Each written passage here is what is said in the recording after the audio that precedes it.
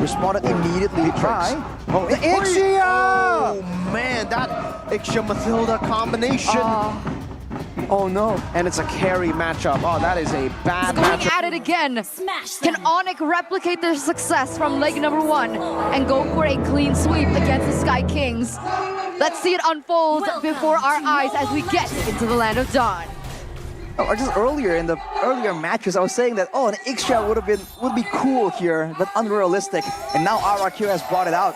Having the combo as well, there's this real world manipulation full barrage combo that can be done by RRQ to keep everyone just in line, in the firing range for Skylar.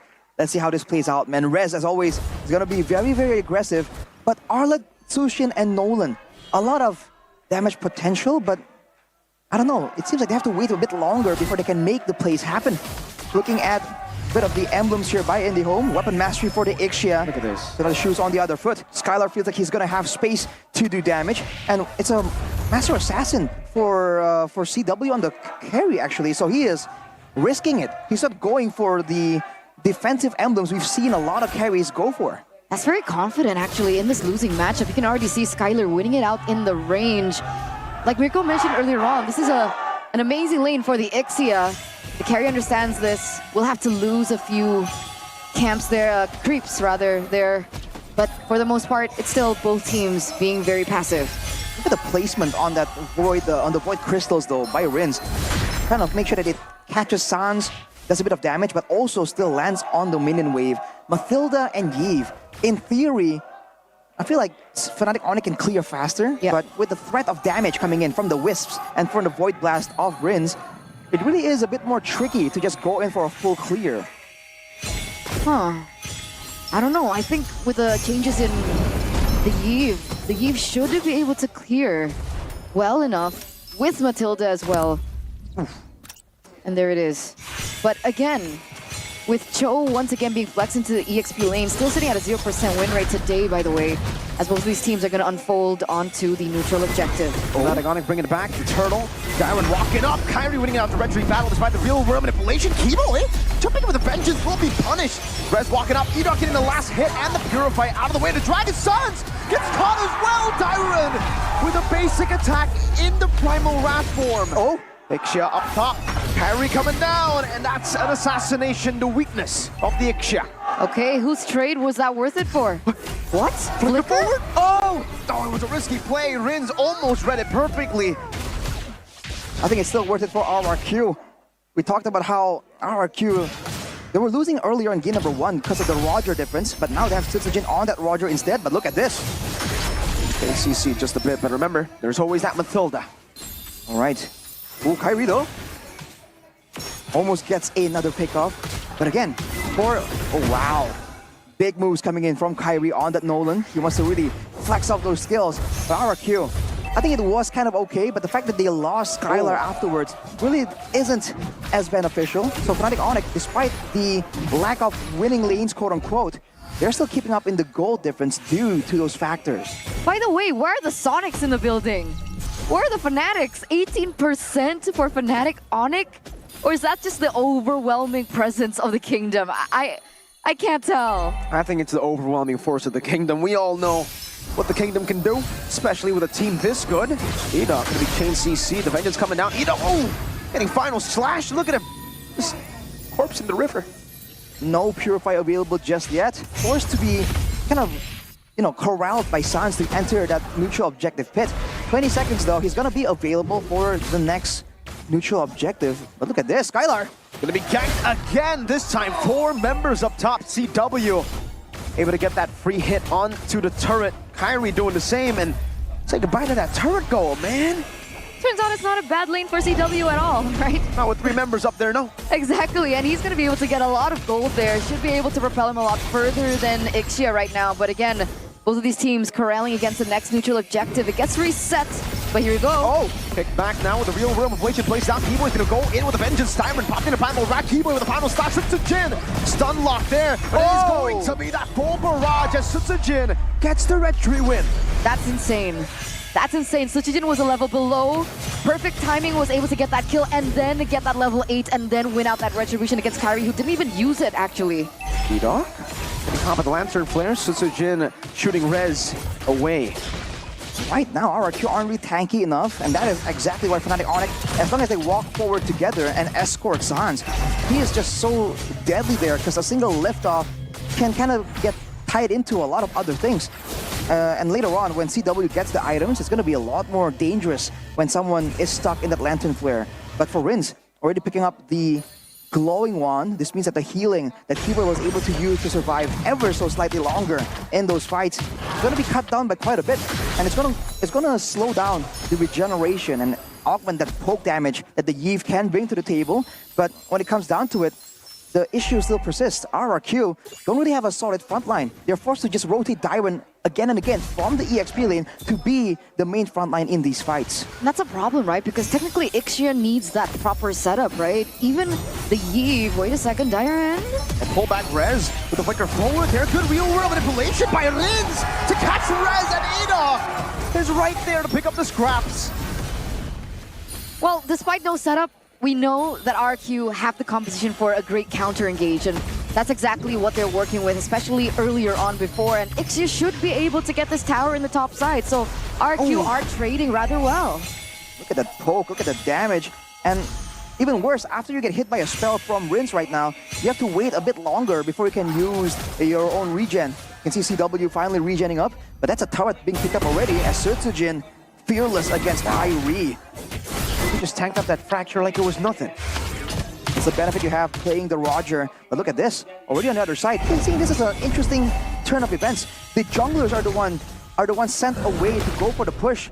As Skylar moves kind of forward, but Dairon is there. Oh, good read by Keyboy. Dairon trying to go for the Earth Shadow. Circling Eagle, knocking 3 members up, but it's just a bit of poke from RRQ. CW popped in the ultimate. No ult for the carry. Now they're gonna have to do it. Kyrie wins out the Red Tree battle. There was no Sutsujin earlier. Rez will fall. It's a trade. XP for Turtle. Oh, but it's going to be even more than just Rez. Sans. Oh, the full barrage, able to flick around. Sutsujin should be able to actually take this purple buff away. Good maneuvers by Kyrie.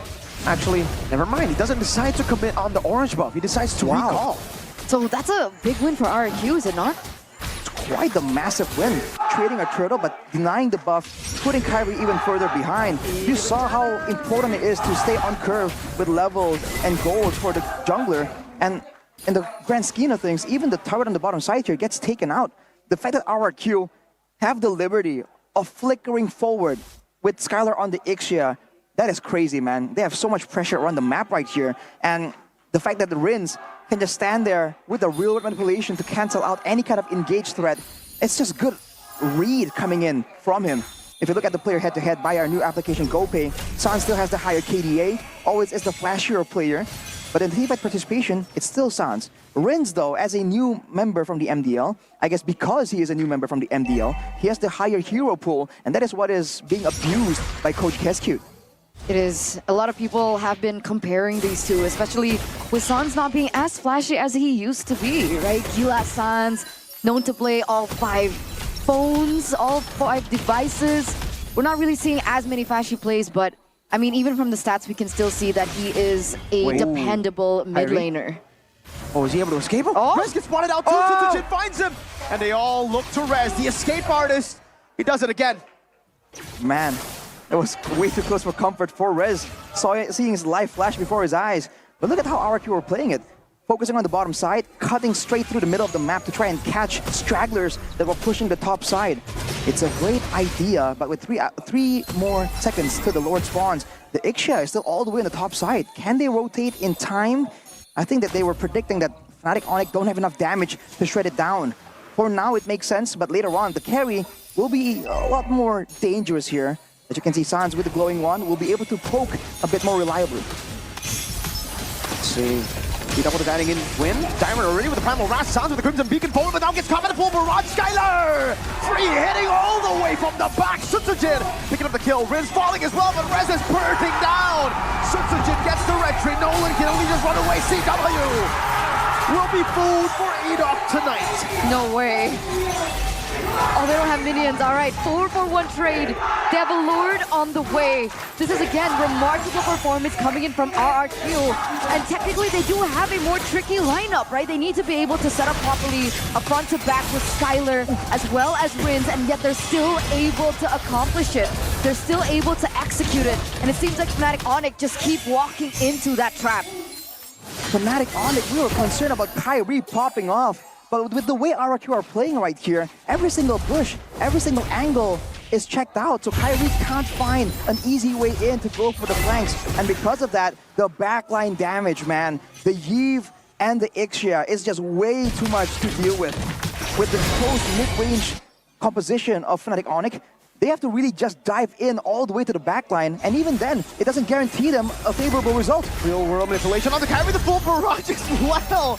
RWM and the full barrage. T-Boy and Rez get zoned from all the way downtown, man. RRQ unable to utilize the Lord first one to take a base turret, but that's still value, getting all the tier 2s. That's a creative approach from RRQ. Make sure that you zone them away from the turret and let the Lord do its thing. They still have full control around the map right here. With no more turrets available, you can see that FNATIC ONIC are struggling quite a bit. And with CW still keeping up in farm, but definitely pressured. Dino with Earth Shadow Flicker, not a final splash. San's able to get out with the Crimson Beacon. The CW gets rid of him. Rez in the midst of it all now. Gunned down by Such, and he's looking for another. The stun lands the mercenary. Sans, can he escape? No, he cannot. He doesn't get the triple kill. But they are going to be able to push forward again. 3 members from the side of the Sky Kings are eliminated. And that's the inhibitor turret. It looks like they're looking for an end angle. Kyrie going up against Edok, walking up, clearing up the wave. Super Jin now maneuvering forward as well. They won game 1. This could be another sweep. The base is wide open. RRQ up against the Sky Kings. Kyrie walking up, use him down. Super Jin getting kicked down as well. Blaze is there. The final slash. Keyboy getting a moment. Skylar with the flicker forward. What?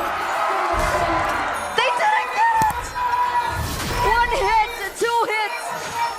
But FNATIC ONIC, the Sky Kings, still win out that defense. That would have been an 11-minute game against the reigning champions here at MPL ID. But yet RRQ still unable to close it there and then. A greedy play by RRQ. They're able to get several kills for their troubles. But look at Sans sneakily stealing away the buff. He has the Blood Wings and the Glowing Wand as well right here. But now it's back to the same setup. The Lord is up, but the waves are favoring FNATIC ONIC, and there's no time for RRQ to go to the bottom side for that setup. But Rez, it's gonna be caught. The Circling Eagle coming down, fully isolated. Rez still able to find a way to drag it, but now the RWM full barrage combo and the Mathilda to bring the full barrage forward. Keyboy cannot survive. Skylar picks up the kill. The last siege. It's almost as if it did not happen. FNATIC ONIC can't do anything. And now with Sans, one Skila, now normalized by the Kings of Kings. CW is next. Pops into it with a nature, does some damage, but in the end, RRQ are inevitable. look at Kyrie though, trying to do something, trying to push the mid lane, but Dylan stops him. It's over. 13 minutes. The Sky Kings reign in MPL Indo are threatened. The King of Kings continue their win streak, continue their run, and continue their conquest to reclaim what is theirs. First time, you may call it luck, but the second time, it's definitely not just that. Is this the start of a new